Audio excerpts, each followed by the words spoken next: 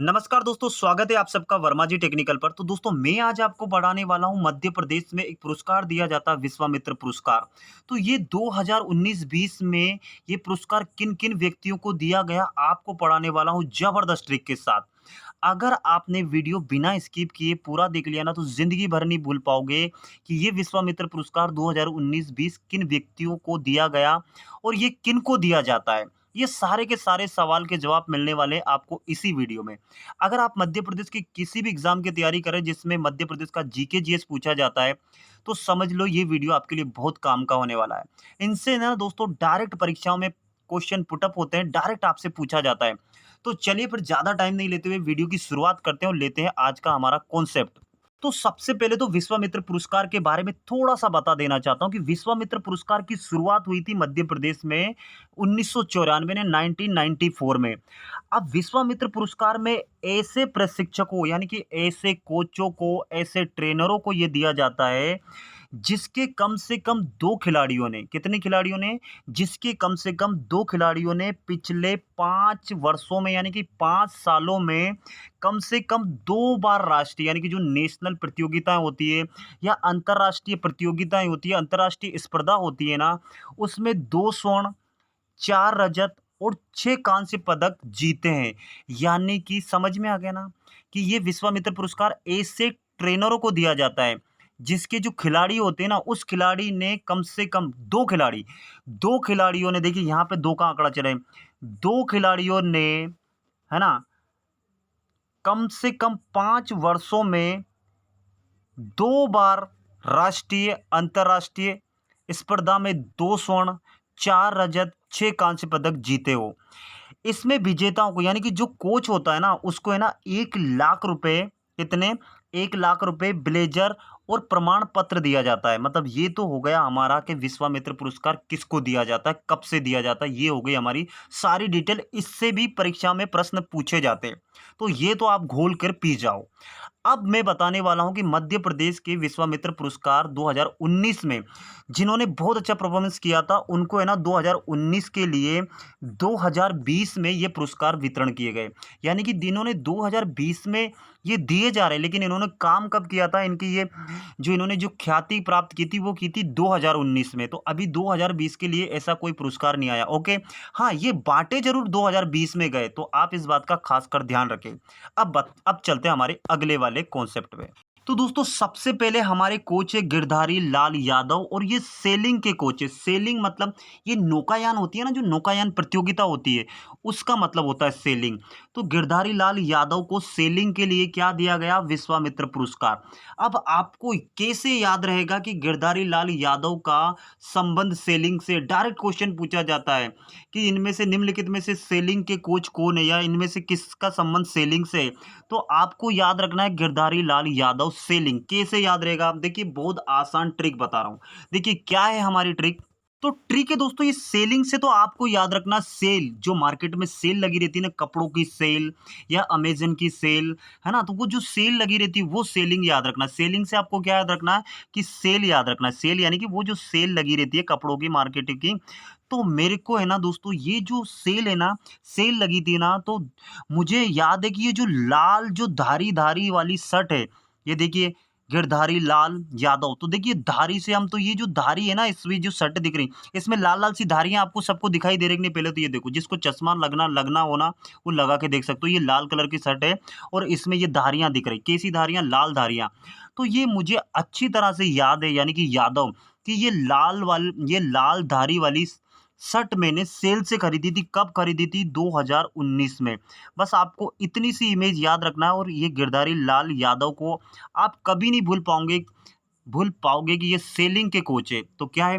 देखिए गिरधारी से तो हो गया ये धारी, लाल से हो गया इस कलर का, लाल कलर की शर्ट। और मुझे याद है ये मैंने कब खरीदी थी? 2019 में खरीदी थी, सेल से खरीदी थी। क्या से खरीदी थी? सेल लगी हुई थी, मैं कहीं जा रहा था तो सेल लगी हुई थी, वहाँ से ये शर्ट खरीदी थी। कब खरीदी थी? 2019 में, मुझे अच्छी तरह याद है। इसके बाद 2020 निकल गया, फिर 2021 चल रहा, लेकिन मेरी ये जो शर्ट है ना दोस्तों, अभी भी फ्रेश के फ्रेश रखी है और मैं अभी भी यूज़ करता हूँ। ना तो इसका कलर गया है, ना ये फेड हुई है। बहुत अच्छी शर्ट है ये। तो ऐसे करके आप याद रख सकते हो, गिरधारी लाल यादव सेलिंग, याद रहेगा ना। पढ़ाने का बस ये मेरा कहने का मतलब है कि ये इमेज मैंने इसलिए लगाई ताकि एग्ज़ाम हॉल में आप बैठोगे ना, तो आपको ये लाल कलर की धारी वाली शर्ट की याद आ जाए। तो गिरधारी लाल यादव सेलिंग हो गया ना क्लियर? 2 बार वीडियो देख लेना, नहीं हुआ तो इसके बाद भी नहीं, एग्ज़ाम में गलत करके आओ ना, तो एक काम करो, गलत बात है यार, गलत करके आओ तो खुद का नंबर कटेगा ना यार, काम क्या करना है। अब चलते हैं हमारे दूसरे वाले कोच पर। तो दोस्तों हमारे दूसरे कोच है अभिलाष एमटी और इनका संबंध है तैराकी से, और तीसरे हमारे कोच है शरद जपे खो-खो से इनका संबंध है।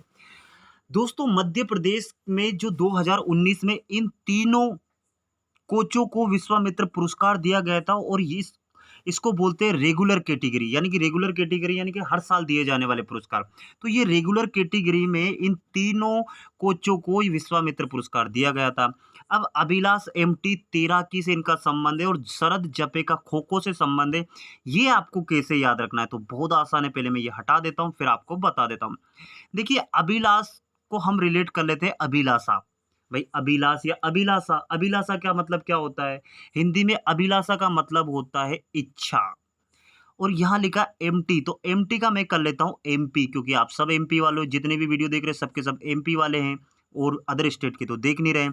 तो मेरी क्या है कि मेरी अभिलाषा है, मेरी इच्छा है कि एमपी वाले जितने भी स्टूडेंट तैयारी कर रहे हैं, जो वीडियो देख रहे हैं, वो तैराकी तैराकी नहीं तरक्की करें यार, उनकी जल्दी से जल्दी जॉब लगे, वो भी अपने जीवन में आगे बढ़े, तरक्की करें। देखिए तैराकी तरक्की, तैराकी तरक्की।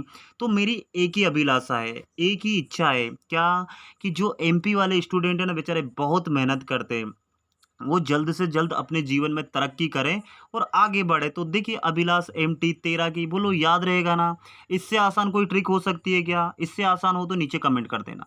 वीडियो अच्छी लगे तो भी कमेंट कर देना, सर बहुत अच्छा लगा है, और 2-4 दोस्तों में शेयर कर देना, इससे ज़्यादा और क्या बोलूँ, है ना? तो ये हो गया अभिलाष एमटी तैराकी। अगले नीचे को दिख रहे होंगे आपको शरद जपे खो-खो। अब इनको कैसे याद रखना है? याद रखने का इनके लिए भी ट्रिक ट्रिक बता देता हूँ।